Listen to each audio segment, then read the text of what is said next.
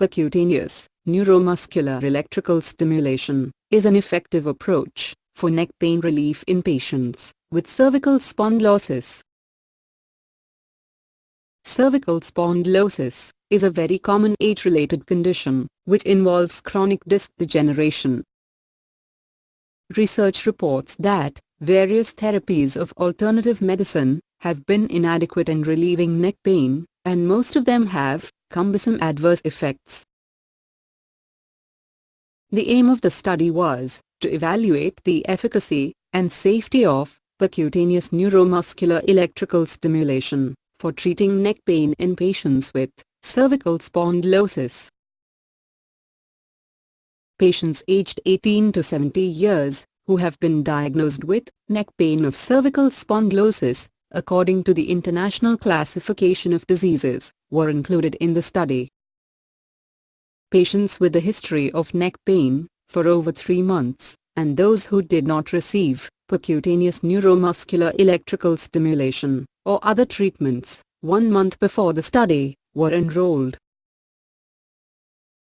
Individuals who had a history of neck trauma, cervical fracture or surgery, congenital spinal abnormality, spinal tumor, or cancer, were excluded from the study.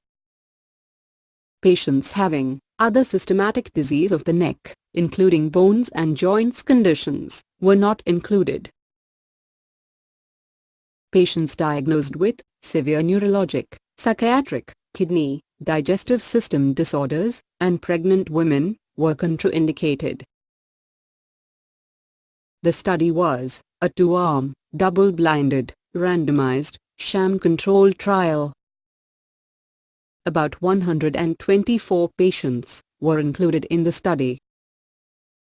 They were equally randomized into 2 groups, based on the treatment received. The group receiving percutaneous neuromuscular electrical stimulation was considered as the study group, and the group receiving sham percutaneous neuromuscular electrical stimulation was the control group. The primary outcome was measured using visual analog scale. The secondary outcomes measured were cervical range of motion and neck disability index score. The reduction in the visual analog scores in the study group was significantly higher than that of the control group. The cervical range of motion improved considerably in the study group by the end of 12-week treatment, compared to the baseline. The neck disability index score reduced significantly in the percutaneous neuromuscular electrical stimulation group at the end of 12-week treatment and at the 4-week follow-up, compared to the control group.